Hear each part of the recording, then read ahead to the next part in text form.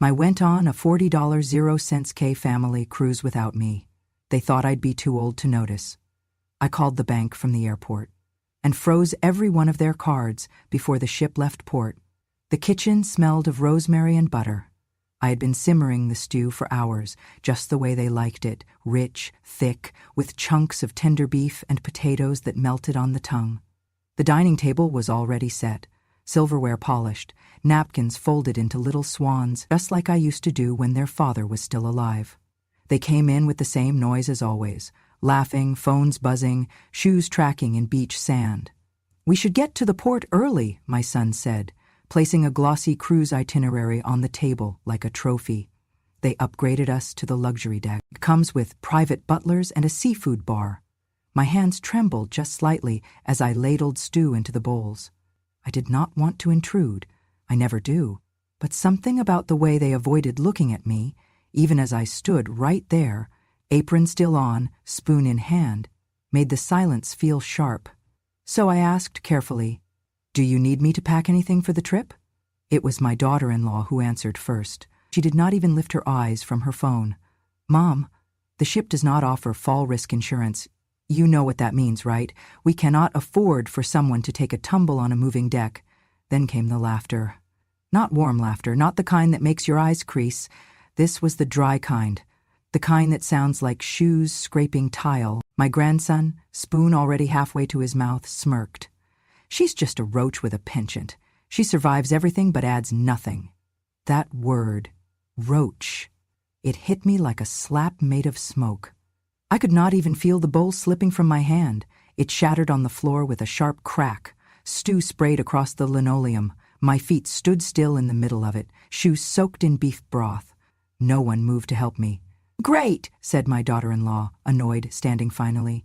"Now I have to mop. We do not want the house smelling like old people's soup before we leave." I bent down slowly, too slowly because my hip locked halfway. The sharp edge of porcelain bit into the heel of my palm. A red bead formed, swelled, then slid down my wrist. I stood up and said nothing. My son did not look up. They resumed dinner as if nothing had happened. My bowl was not replaced. No one offered me a plate. I washed dishes alone while their laughter filled the hall. They talked about excursions in Cozumel and lobster buffets and whether to pack the silk dress or the linen one. From the sink I could hear my grandson snort. Imagine Grandma in a swimsuit. The cruise would have to detour. I turned the faucet harder. Hot water burned my hands. I welcomed the pain. When I finished, I dried my hands on a rag that smelled faintly of bleach. The towel rack wobbled. They had never fixed it, despite promising to. I climbed the stairs, my knees clicking with each step. In the hallway, I paused outside the guest room, my room, technically, though they called it the overflow space. I heard them open a bottle of wine. A toast was made. "To new beginnings," said my son. "To no more dead weight." I closed the door behind me without a sound. The room was small, colder than the rest of the house. They kept the vent half shut, said it saved energy. I sat on the edge of the twin bed, the one with the sunken middle and the faded quilt I had stitched myself in 1972. The light flickered. It had been doing that for months. My requests to replace the bulb were met with sighs. I looked at my hand. The cut was deeper than I thought. I went to the bathroom and found no bandages, only a half-used roll of toilet paper and an expired bottle of aspirin. Back in my room, I opened the nightstand drawer. There was a box there, a heavy one. Inside, bank statements, deed copies, old letters, and the one thing they seemed to have forgotten, the house was still in my name. They had never transferred it, assuming I would die soon or forget. They were wrong on both counts. I sat still for a long while, listening. Downstairs they played music, something poppy, something with bass, the kind I never liked. They were packing now. I could hear the zippers. "Don't forget sunscreen," said my daughter-in-law. "And Grandma's pills," my grandson joked. "Oh, wait, she is not coming." The laughter again. I took a deep breath. No tears, no anger, just breath.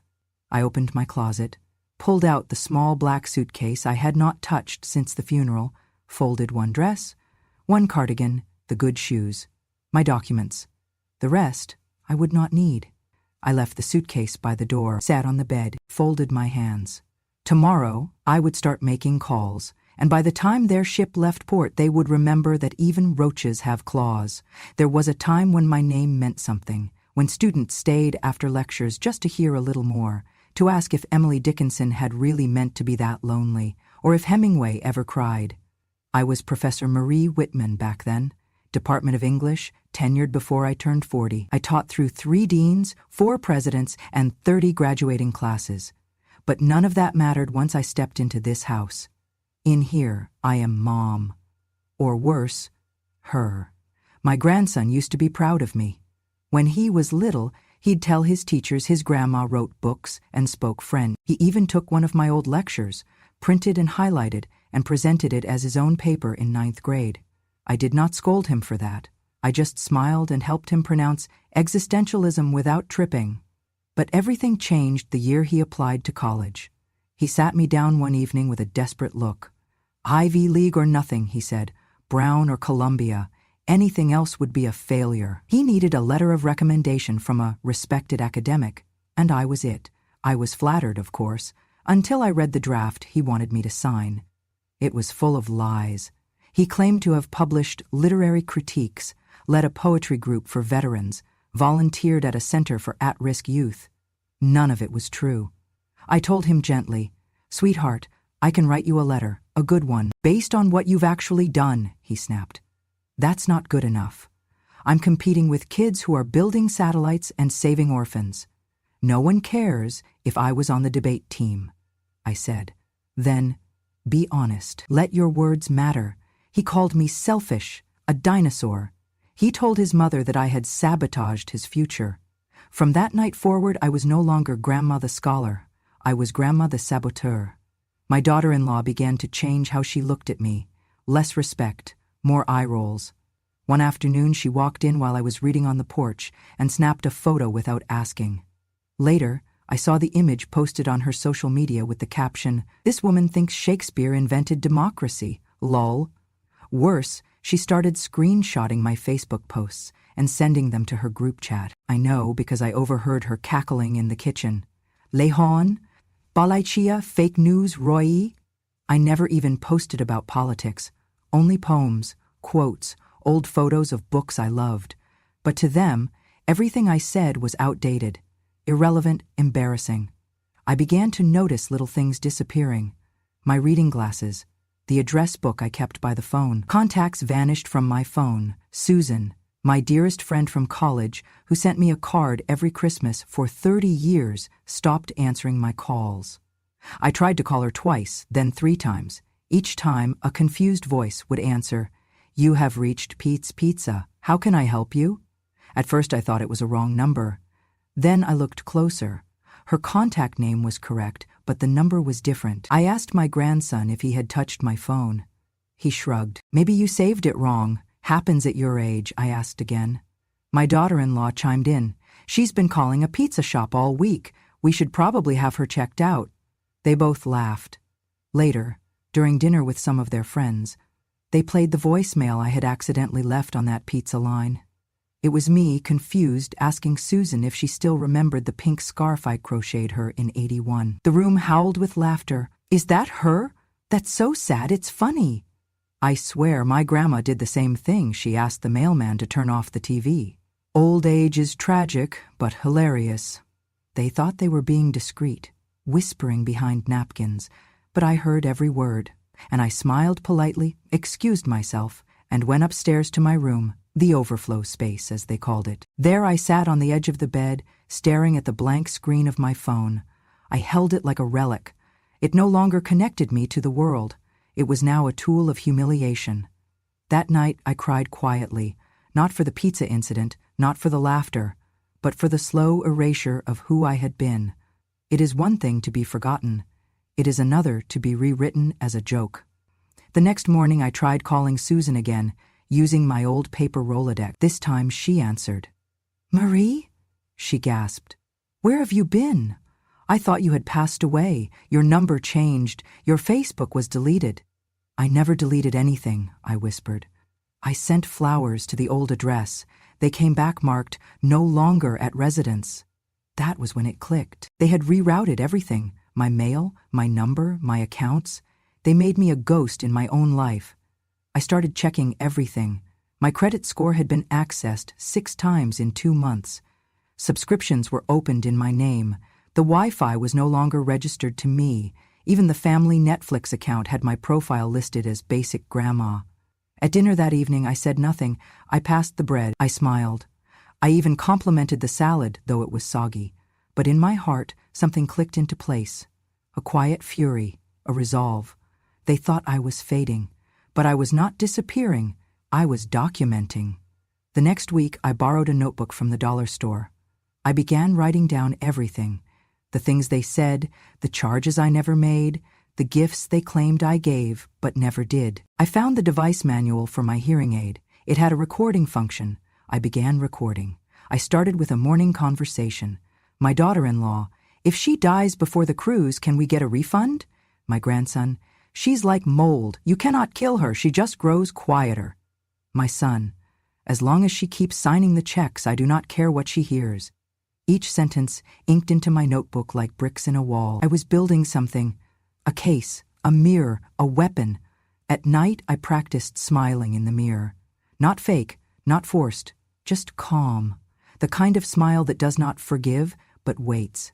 My cat, Ginger, had been gone for 2 weeks now. They said she ran away.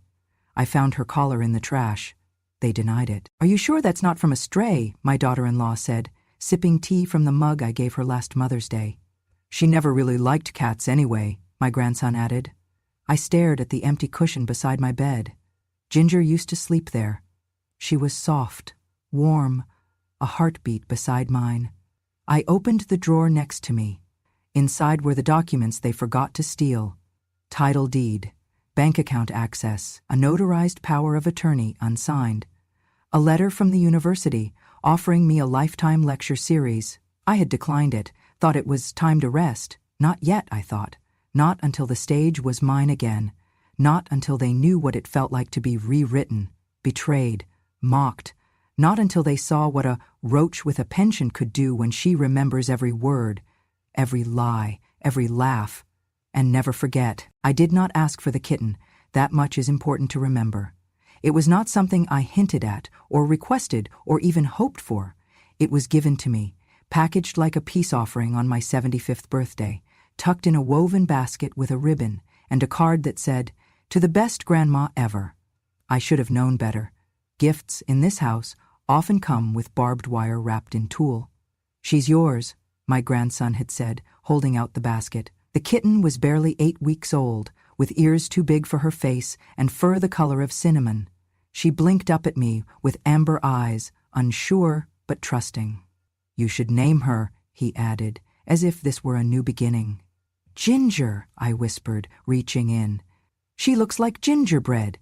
The room was full of laughter and cake and chatter, the kind of noise that can almost fool you into thinking you are wanted. That night, Ginger slept on my chest, her tiny heartbeat ticking against mine like a second hand on an old clock.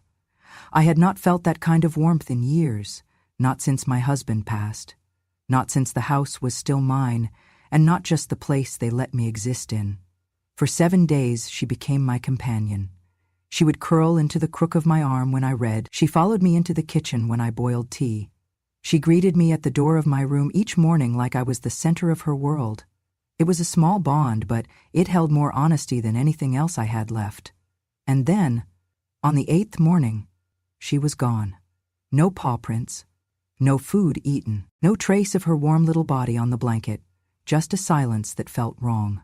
Still, I searched the hallway first, then the living room. I called her name gently, then louder. I checked under beds, behind curtains, even inside the pantry. Nothing. My daughter-in-law passed by, with a cup of coffee in hand, barely glancing up from her phone. "Looking for something?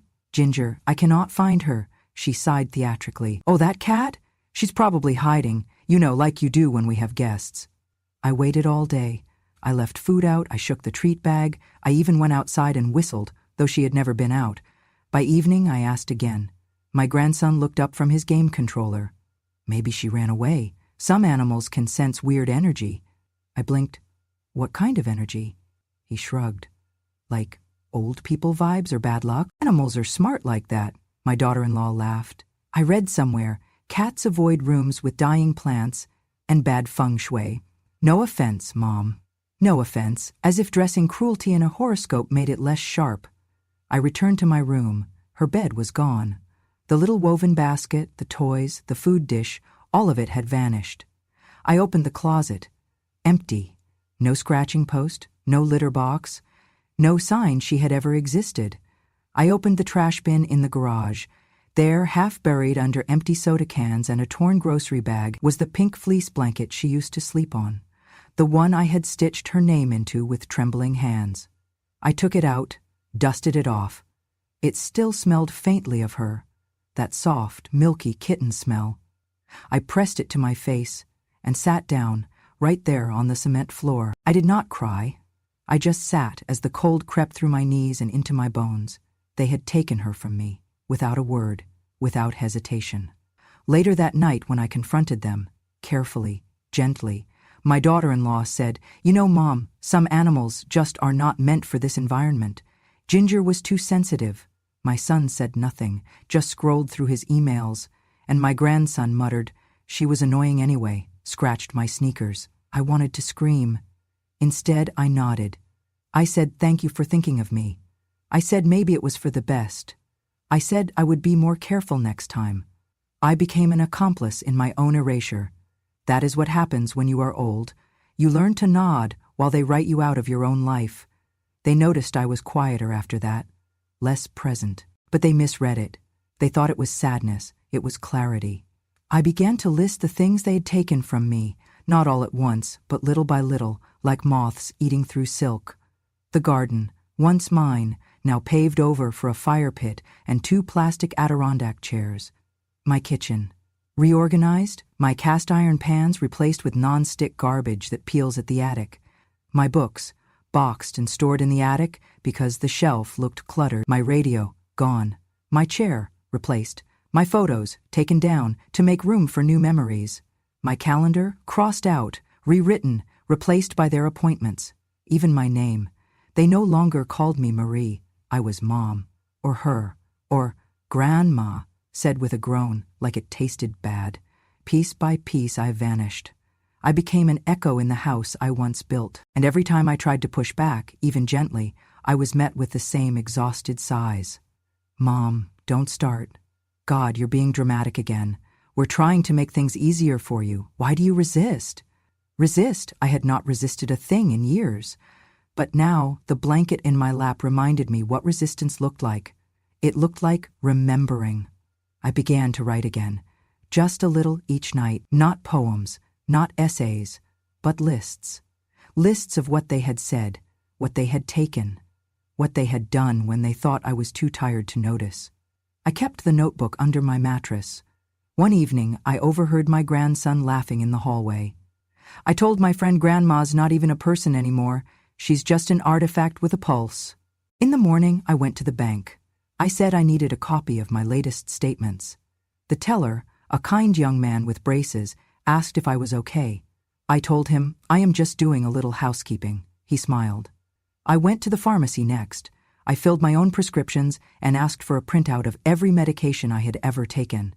The pharmacist hesitated. "Is someone else managing your care?" "No," I said clearly. "They only think they are." Back home, I cooked dinner that night. Roast chicken, mashed potatoes, steamed carrots, their favorite. They were surprised. I was warm, polite, present. They took pictures. My daughter-in-law posted one of the table, blessed to have a strong matriarch at the head of the table. I was not in the frame. I never was. Later, after the dishes were done, I opened my drawer and placed Ginger's blanket inside. Folded perfectly.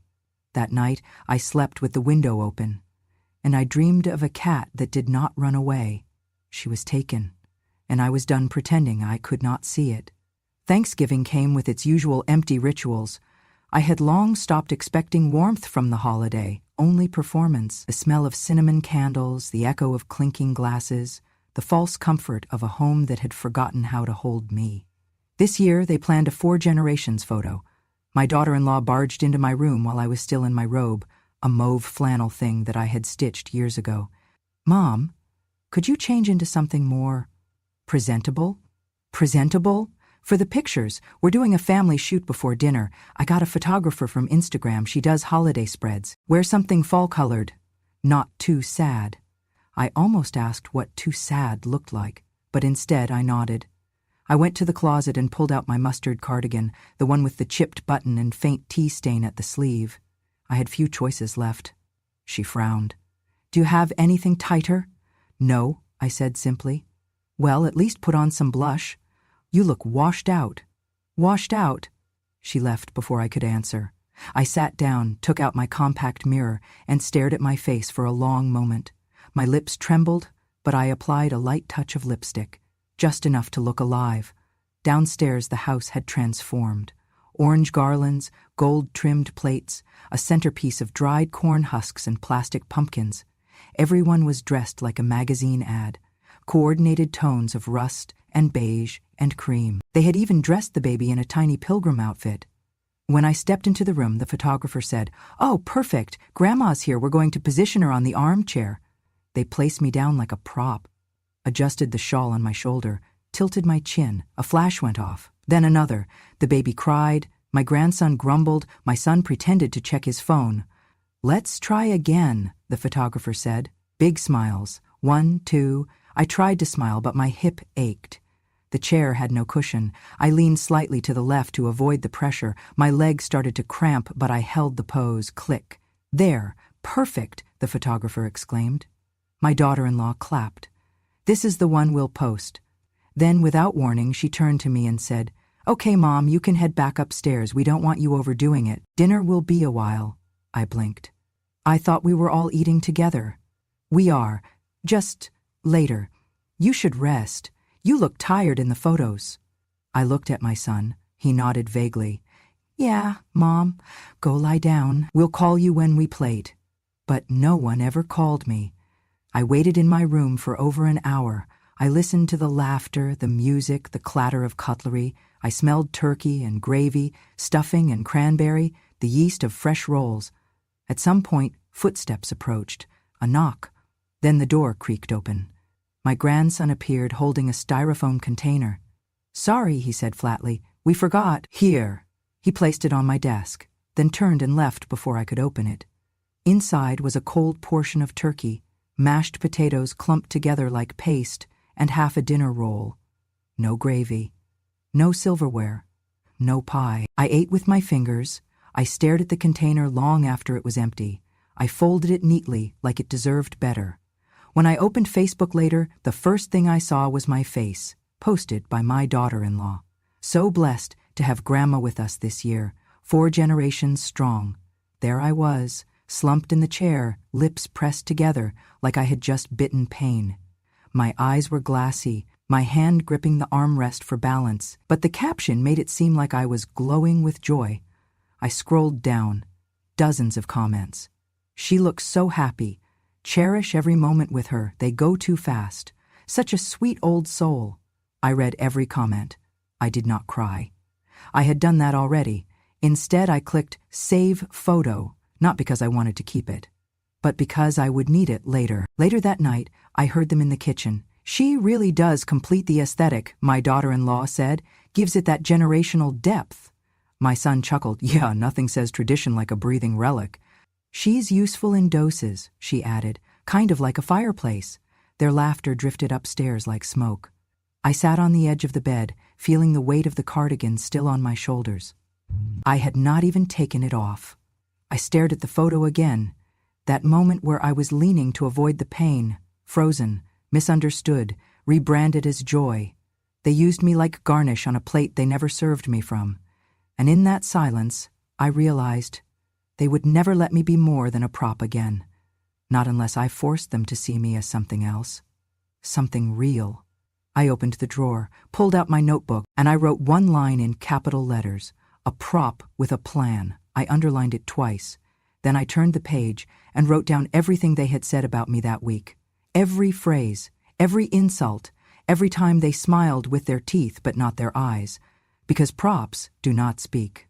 But I do. The sound of laughter downstairs no longer pierced me. It became background noise, like the hum of a dying refrigerator or the ticking of an old clock, familiar, steady, and completely ignorable. They thought I was retreating, that each quiet dinner alone, each blank stare into the yard, meant I was slipping further away. But I was not retreating. I was remembering. One Tuesday morning, after they left for a brunch I was not invited to, I walked into my closet and pulled the small stepladder from behind my coats. I slid aside the hanging clothes until my fingers found the notch in the back panel. Behind it, still wrapped in an old dish towel, was the key. The safe was small and steel gray. Hidden behind a false wall in the hallway linen closet, it had not been opened in years. The combination lock still responded to the old rhythm. Right 34, left 8, right 22, click. Inside, everything was exactly where I had left it. The deed to the house, bank statements in my name, the original will unsigned because I had hesitated years ago when they begged me to finalize things. They thought I had forgotten. I had not. I sat at my desk, spread the papers before me like a scholar reviewing source material. Years ago, I would have taught students to follow patterns, to read between the lines. Today, I applied those same instincts not to literature, but to the script of my life. I picked up the phone and dialed a number from memory. It rang twice. "Whitman?" came the voice, slightly aged but unmistakable. "Clara," I said, "I need a favor, a legal one." Clara had been my student in the late ADS, bright, relentless. She was now a probate attorney in the city. We had exchanged Christmas cards for years. "I was wondering when you'd call," she said, like she had been waiting. We met in person the next day. I took the bus. No one noticed I was gone. I wore a scarf and sunglasses like a woman going to a funeral. In a way, I was. At her office, I laid everything out. She read in silence, only pausing to sip from a chipped mug labeled "Justice is Female." When she finished, she leaned back. "They've been siphoning money," she said calmly. "Subtle, but it's there." "I know. And the house?" "Still mine, never transferred." She nodded. "Do you want to sell it?" "During the week they're away," I said. "It'll be easier." She did not flinch. "And the new heir?" "I've chosen someone," I said. "Distant family, but she's been here for me. Reads to me, brings groceries without asking, never once made me feel like a burden." Clara opened a fresh folder. "Then let's get to work." Over the next week, we changed everything. We revoked the financial power of attorney that my son had guilted me into years ago. We updated my will. We rerouted all banking alerts to my personal email.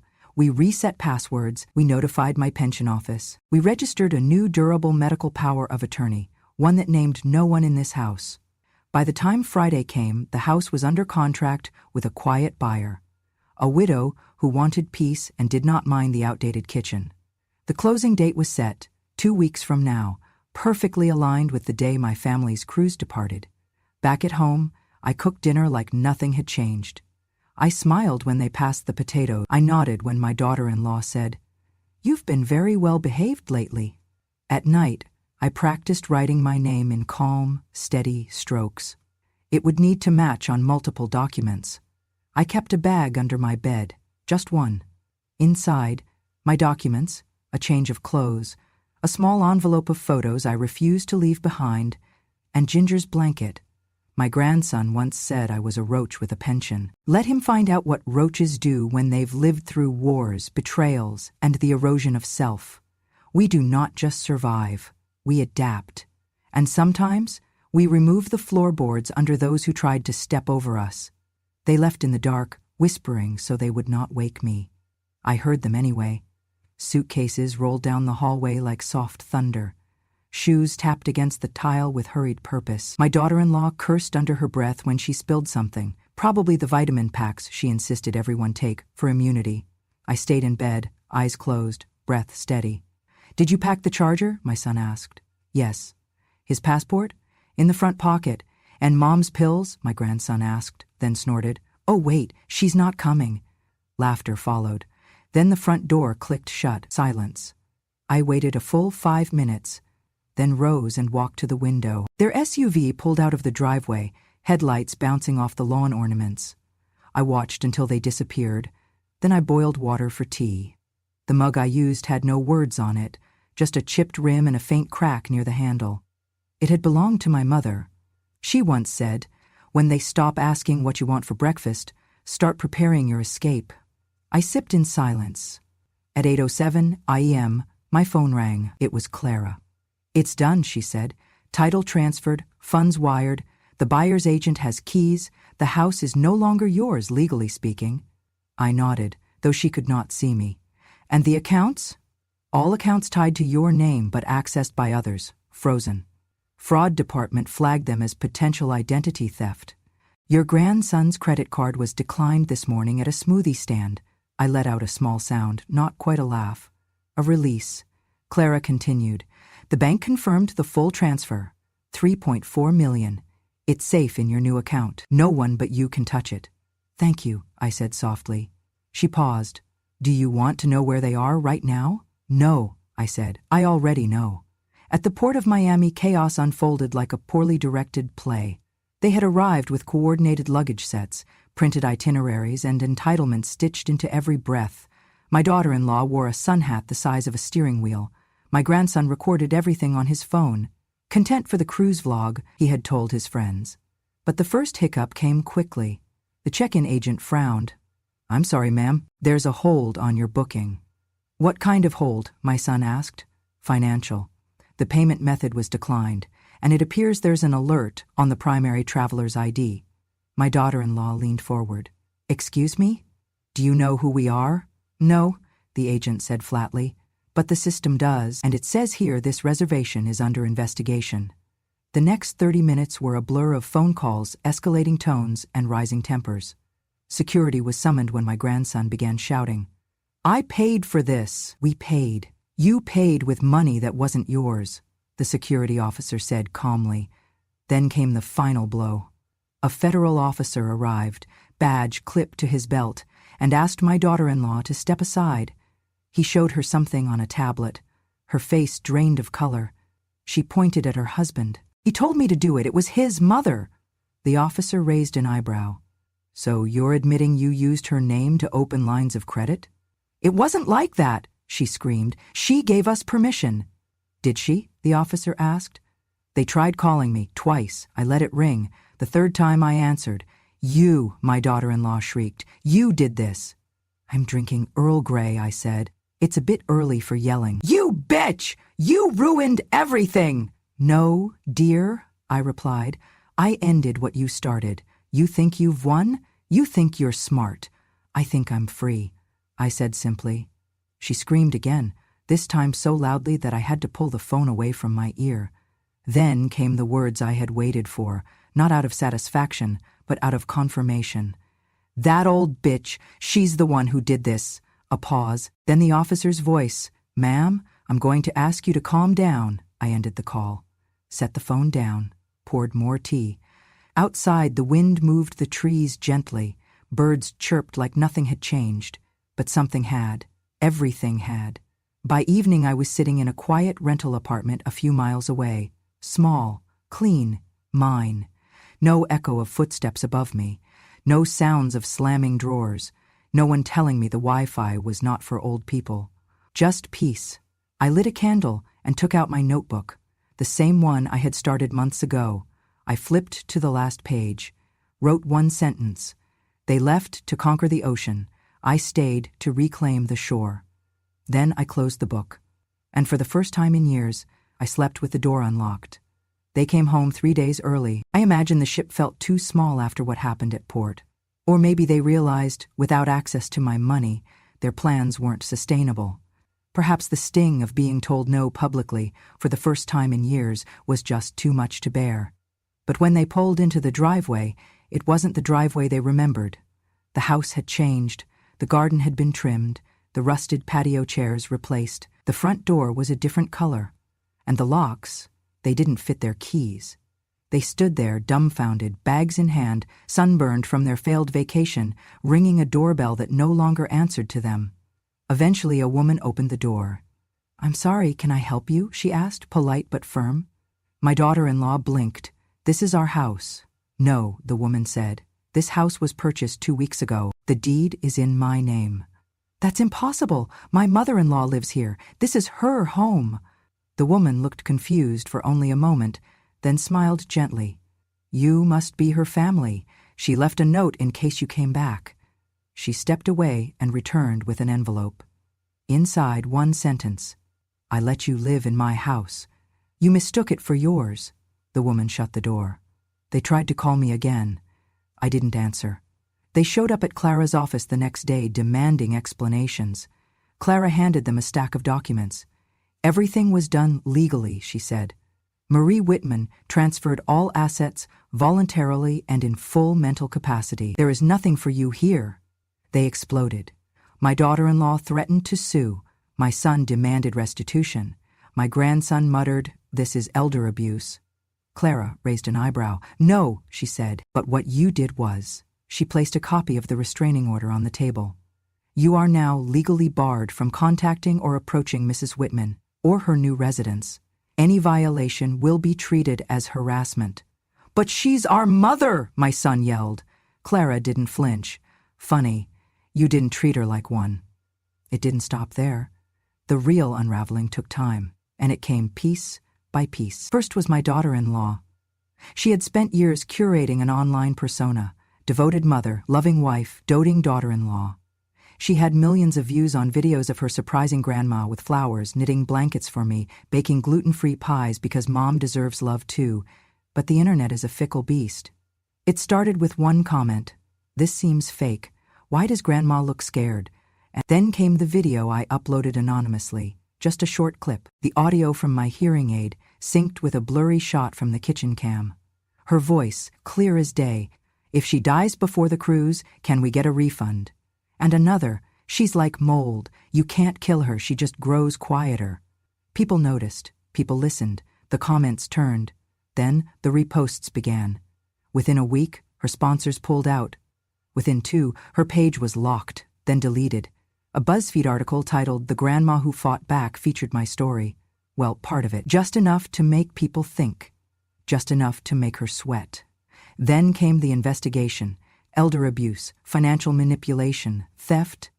They subpoenaed my recordings, every cruel joke, every moment of mocking, every instance of neglect. There was enough. They froze her accounts. The IRS followed soon after. My grandson was next. He had reapplied to several Ivy League schools, hopeful after deferral. But someone, no one knew who, sent the admissions board a copy of the audio where he called me just a roach with a pension. It spread. The admissions office responded with a brief letter. "We regret to inform you that due to recent character revelations, your application has been declined. We seek students who value integrity and family." He posted about cancel culture on his private account. Someone leaked it. His internship offer disappeared 2 days later. Last I heard, he was working at a frozen yogurt shop, still blaming me. My son was hardest to trace. He kept quiet, kept his head down, but whispers followed him at work. His name was linked to the investigation. His colleagues found out he had tried to push his mother into signing over everything, then claimed it was her idea. His company offered early retirement. He took it, but he didn't leave with honor. He left with a cardboard box and a reputation. As for me, I never raised my voice. I never knocked on doors. I never asked for an apology. I didn't need to. Some victories do not come with cheers, they come with silence. And silence, when it is finally your own, is the loudest sound in the world. I do not need much anymore. My new apartment is modest, 1 bedroom, 1 bathroom, and a small writing nook that overlooks the lake. The water shifts with the wind like soft memory. Ducks visit the shoreline at dawn. Children fish nearby in the afternoon, and every evening I watch the sun lower itself into the lake like it, too, is tired but proud. There are no voices yelling up the stairs, no footsteps pacing above my room. No one knocks on my door unless I've invited them. Silence, for the first time in decades, is a friend. I still keep a routine. I wake up at 6, make tea, write 3 pages in my notebook, not for memory but for gratitude. I walk around the block twice before breakfast. I read the newspaper slowly, then prepare for my afternoon class. Yes, I teach again. Not at a university, not with chalkboards or grading rubrics, but to a small group of older women, widows, grandmothers, retirees, and caretakers who meet in the community center twice a week. The class is called Writing for Self-Defense. It started as a joke, honestly. I put the sign-up sheet on the bulletin board one day out of boredom, thinking no one would come. But the first session had 6 women. The next had 12. Now we have a wait list. We sit in a circle, notebooks in hand, and we write. We write the things no one let us say. We write the moments we were dismissed, mocked, manipulated, erased. We write not to hurt, but to reclaim. One woman, Evelyn, wrote a poem to the adult son who never visits. Another, Marjorie, wrote a monologue in the voice of her cane, the only thing that never walks away, she said with a dry laugh.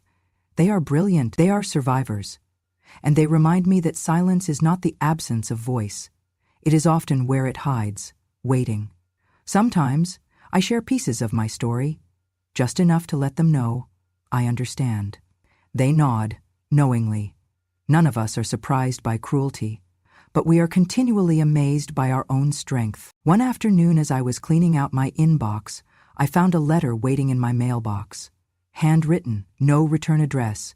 Inside was a card, floral, simple, clean. The handwriting was familiar. Dear Grandma, thank you for trusting me. Thank you for showing me that silence can be strength, not surrender. I started college last month. I joined the writing club. They asked what my biggest inspiration was. I said, my great-aunt, who once taught literature and later taught me how to survive with dignity. I promise, no one will ever call you a roach again, not while I'm alive. With love, Kara. I read it twice, then again. Kara, my great-niece, the one who used to sneak books from my shelf when she thought no one was watching. The one who brought me arthritis cream without asking. The one who remembered I liked my tea without sugar. The one I left everything to, because she never asked for it. She only gave. I placed the letter on my desk and smiled. They took everything they could, my voice, my space, my dignity, until I took it back. Not with shouting, not with fists, but with memory, with truth, with ink. Later that evening, I made a fresh cup of tea and sat by the window. The sun dipped below the trees, casting long golden ribbons across the lake. I opened my old notebook, the one I started the day after Thanksgiving, when they called me a roach. The final page was still blank. I picked up my pen and wrote one line. They thought I had only survived, but no, I won. I closed the notebook. And finally, I exhaled. If you've made it this far, thank you. Not just for listening to my story, but for hearing it. Some people live hidden their entire lives, unseen in places called home, until one day they speak in a hush that shatters the world around them. I was never just surviving, I was waiting. And now I'm writing. If my story reminded you of someone you know, a quiet woman in the corner, a grandmother with trembling hands but steel in her spine, share this with her. She's not alone, and if you want to hear more true stories like this, from the women they tried to erase, subscribe to Grandma True Stories. Because revenge has no expiration date, and wisdom doesn't shout, it remembers.